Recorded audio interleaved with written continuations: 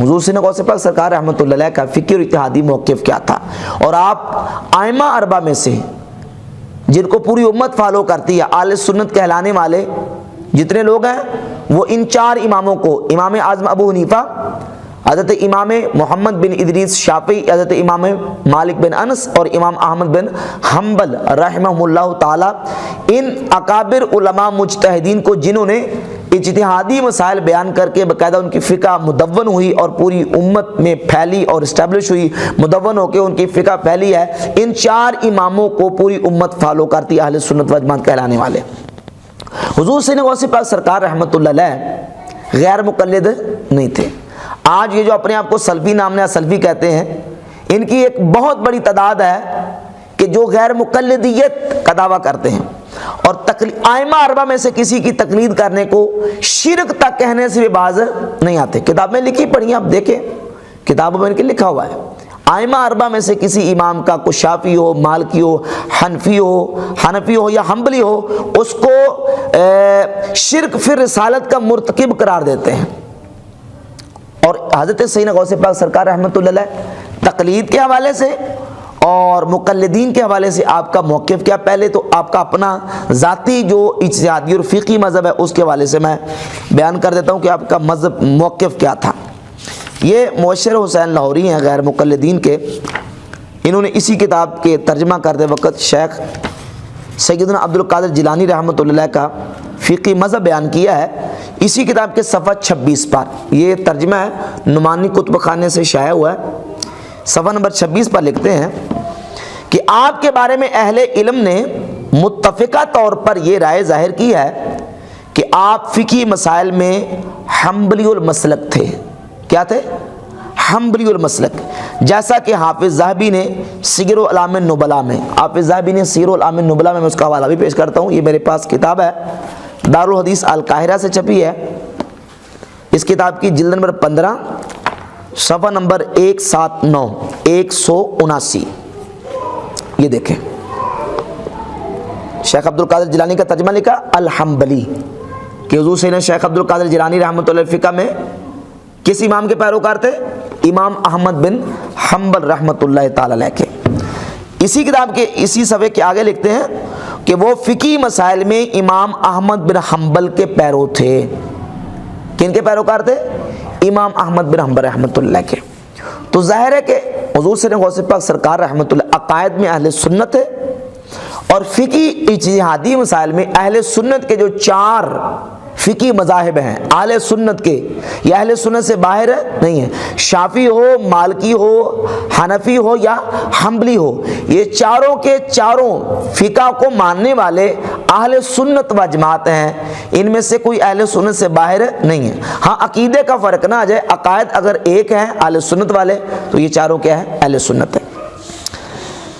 حضور غوث پاک سرکار رحمۃ اللہ فقہ میں امام احمد بن حنبل رحمۃ اللہ کے پیروکار تھے۔ جگہ جگہ پہ غنی طالبین میں آپ نے لکھا ہے روی عن امامنا احمد بن حنبل قال امامنا احمد بن حنبل، ہمارے امام احمد بن حنبل نے فرمایا، ہمارے امام احمد بن حنبل رحمۃ اللہ علیہ سے روایت کیا گیا، جگہ جگہ پہ یہ بات لکھی ہے اور اپنا فقہی موقف اور اپنا مذہب جو بیان کیا ہے۔ یہ دیکھیں پہلی جلد صفحہ 116 پر حضور سیدنا غوث پاک سرکار رحمۃ اللہ اس بات کو بیان کرتے ہیں کہ ائمہ اربعہ میں سے کسی امام کو ماننے والا، ان کی فقہ کو فالو کرنے والا، ان کے اجتہاد کو فالو کرنے والا اور ان کی تقلید کرنے والا، اس کے بارے میں کیا رائے ہونی چاہیے، کیا موقف ہونا چاہیے، اور اگر وہ فقہی مسائل، اجتہادی مسائل میں اختلاف رائے رکھتا ہے تو اس کے بارے میں ہمارا طریقہ کار کیا ہونا چاہیے۔ آج طریقہ کار غیر مقلدین کا اور نام نہاد سلفیوں کا طریقہ کیا ہے کہ چھوٹے چھوٹے فقہی مسائل پر کبھی اونچی آمین کا مسئلہ لے لیا، کبھی رفع دین کا مسئلہ لے لیا، کبھی جو ہے نا وہ ہاتھ باندھنے کا مسئلہ لے لیا، اس طرح کے فقہی مسائل کو لے کر ان کو مذہب اور عقیدہ بنا کے پیش کرتے ہیں، حالانکہ ان کا عقیدے سے تعلق نہیں ہے، ان کا فقہ اتحاد سے تعلق ہے، ان کا عقیدے سے تعلق نہیں ہے۔ حضور غوث پاک سرکار رحمۃ اللہ کیا فرماتے ہیں؟ ایک امام کے پیروکار کو کیا طریقہ اختیار کرنا چاہیے، اس کا موقف کیا ہونا چاہیے؟ لکھتے ہیں وَأَمَّا إِذَا كَانَ شَيْءٌ مِّمَّا اخْتَلَفَ الْفُقَهَاءُ فیہ وساغ فیہ الاجتہاد۔ فرماتے ہیں مسائل کی قسمیں ہوتی ہیں، کون سا مسئلہ ہے جس میں آپ نے کسی کو ٹوکنا ہے، روکنا ہے، کون سا مسئلہ ہے جس میں کسی کو آپ روک ٹوک نہیں سکتے۔ اگر مسئلہ اس حیثیت کا ہے کہ اختلف الفقہاء فیہ، جس میں فقہاء نے اختلاف کیا ہے،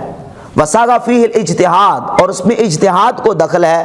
کشرب عام النبیس مقلدا لابی حنیفہ رحمہ اللہ تعالی، جس طرح کہ عام شخص کا نبیذ تمر کو پینا ہے، تمر کا جو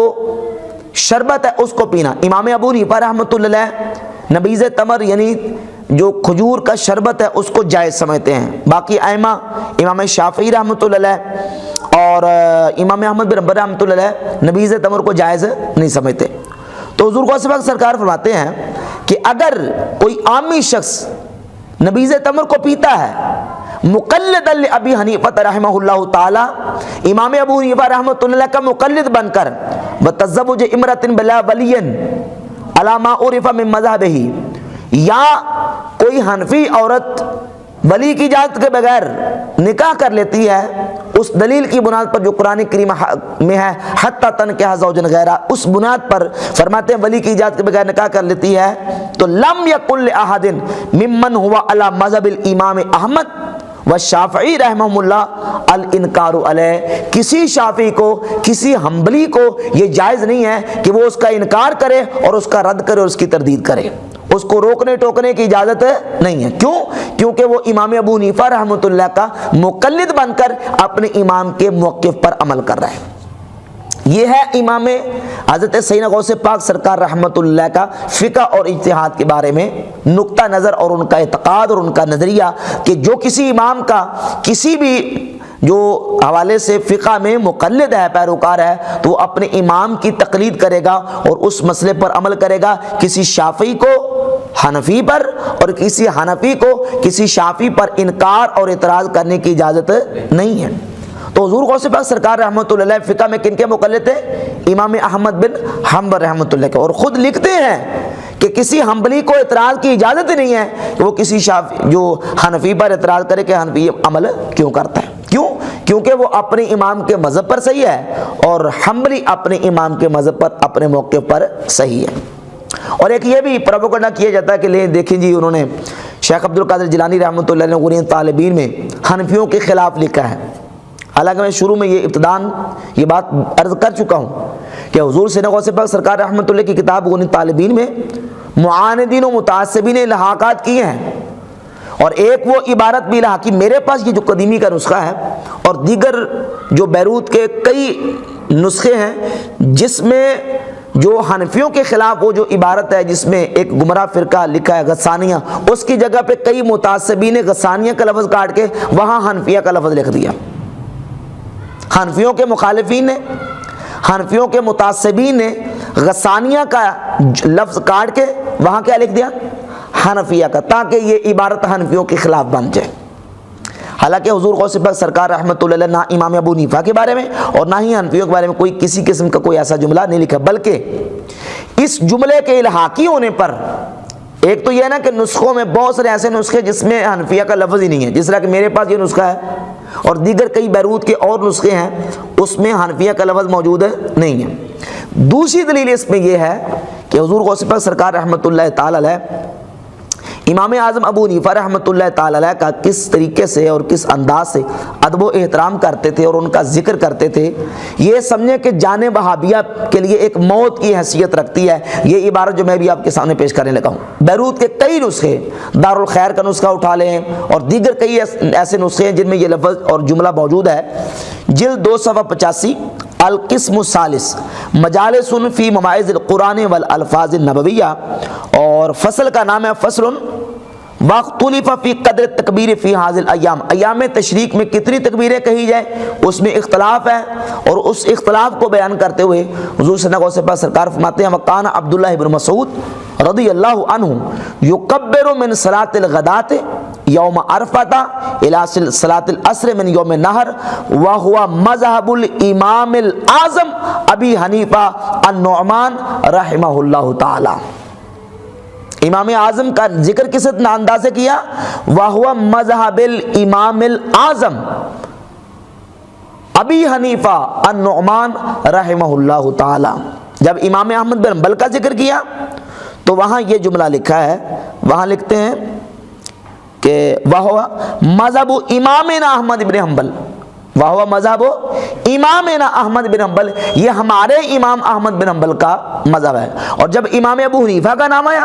تو کیا لکھا؟ وہو مذہب امام الاعظم ابی حنیفہ النعمان رحمہ اللہ۔ امام اعظم کا جملہ لکھنا اس بات کی دلیل ہے کہ حضور سیدنا غوث پاک سرکار رحمۃ اللہ تعالی علیہ امام ابو حنیفہ رحمۃ اللہ کی دل سے قدر کرتے تھے اور ان کو امام اعظم مانتے تھے،